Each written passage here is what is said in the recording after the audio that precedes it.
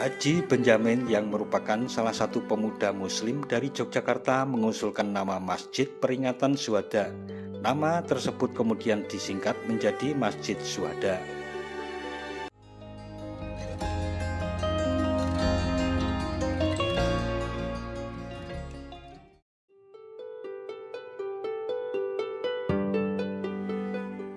Assalamualaikum warahmatullahi wabarakatuh. Mitra DMTV, Yogyakarta selain memiliki banyak tempat wisata favorit, juga memiliki berbagai bangunan sejarah, baik bangunan peninggalan pada masa kerajaan kuno, Mataram Islam maupun masa perjuangan yang masih bisa dilihat hingga saat ini.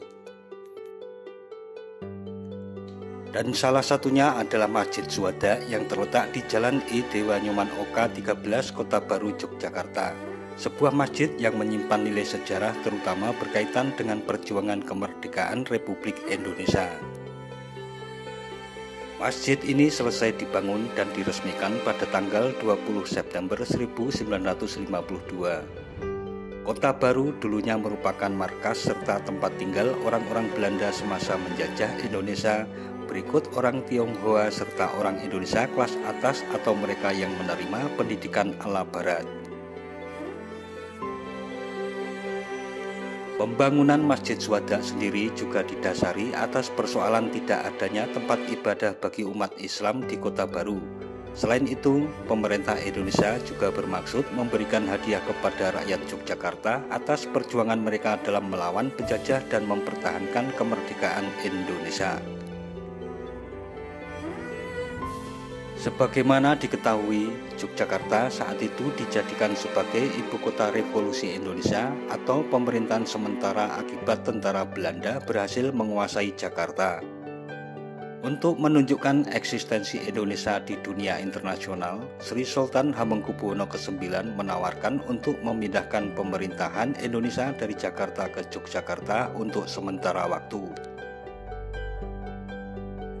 Pembangunan Masjid Syuhada di Yogyakarta berawal dari kegiatan pengajian yang diadakan di rumah keluarga Moh Juber Prawiroyuwono yang berada di Jalan Ngasem setelah mundurnya Belanda dari Yogyakarta dan menjelang pemindahan ibu kota negara dari Yogyakarta ke Jakarta. Pada saat itu, beberapa tokoh yang hadir berpikir tentang kenang-kenangan apa yang pantas dihadiahkan kepada rakyat Yogyakarta. Mereka berpikir bahwa kemerdekaan yang dinikmati Indonesia saat ini tidak terlepas dari perjuangan rakyat Yogyakarta dan Sri Sultan Hamengkubuwono ke-9 yang telah menjadikan Yogyakarta sebagai ibu kota revolusi Indonesia. Berkenaan dengan itu, jauh ketika penjajahan Belanda masih berlangsung, lapangan Kridosono di Kota Baru dimonopoli oleh Belanda. Lapangan sepak bola tersebut sejatinya adalah lapangan sepak bola terbesar di Yogyakarta. Belanda mempergunakan lapangan tersebut untuk kepentingan klub sepak bola mereka yang bernama Football Bond Jogja atau VDB. Pribumi yang tinggal di sekitar lapangan bahkan dilarang untuk memasuki area tersebut. Hanya golongan berkebangsaan Belanda yang diperbolehkan untuk memasuki dan memanfaatkan fasilitas tersebut. Keadaan berubah sekejap ketika Jepang menjajah Indonesia dan mengusir Belanda dari Yogyakarta. Jepang dengan politik dan tipu muslihatnya berupaya untuk mengambil hati rakyat Indonesia.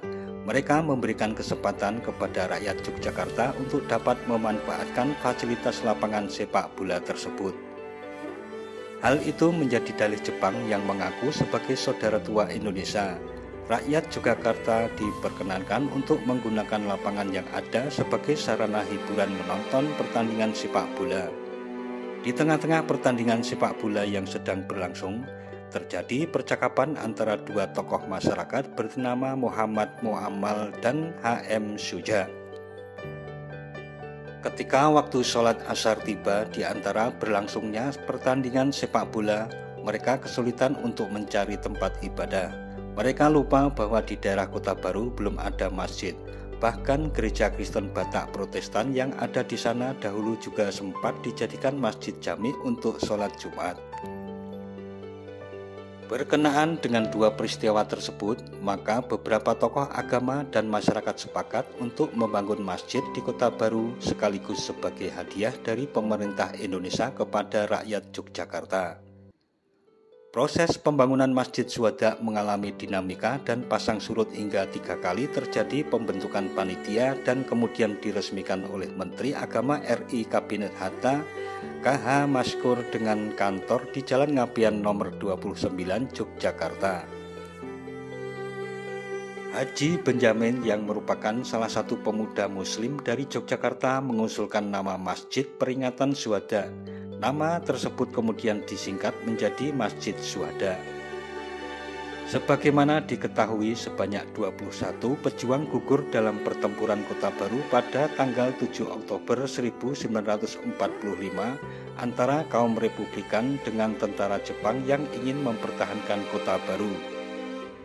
Hingga saat ini para pahlawan itu masih dikenang dan diabadikan jasanya melalui penyematan nama jalan di ruas-ruas Kota Baru. Nama masjid tersebut kemudian disetujui oleh seluruh panitia yang hadir.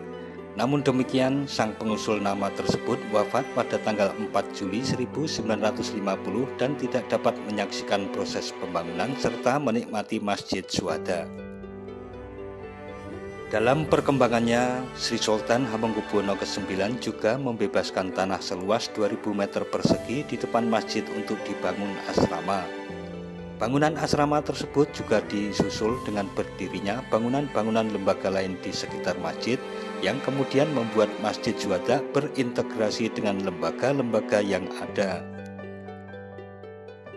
Mr. Asaat sebagai ketua panitia juga menghadap Presiden Soekarno yang pada waktu itu masih berada di Yogyakarta. Mr. Asaat menyampaikan rencana pembangunan Masjid Syuhada di Kota Baru dan disambut dengan sangat positif oleh Presiden Soekarno. Seperti yang diketahui, Presiden Soekarno selalu menginginkan kemewahan dan kemegahan. Maka Soekarno ingin masjid ini dibangun seperti Taj Mahal di India. Akhirnya Masjid Syuhada menyerupai Taj Mahal dan gaya arsitekturnya pun memadukan gaya Candi Borobudur dengan arsitektur lapis tingkat. Kemudian terjadi penghimpunan dana dari para dermawan dan hartawan di Yogyakarta. Para tokoh-tokoh bangsa pun tidak sedikit yang memberikan harta bendanya demi lancarnya pembangunan Masjid Syuhada termasuk Presiden Soekarno sendiri. Pada tanggal 17 Agustus 1950 dilakukan peletakan kiblat pertama yang dipimpin oleh Kiai Haji Badawi.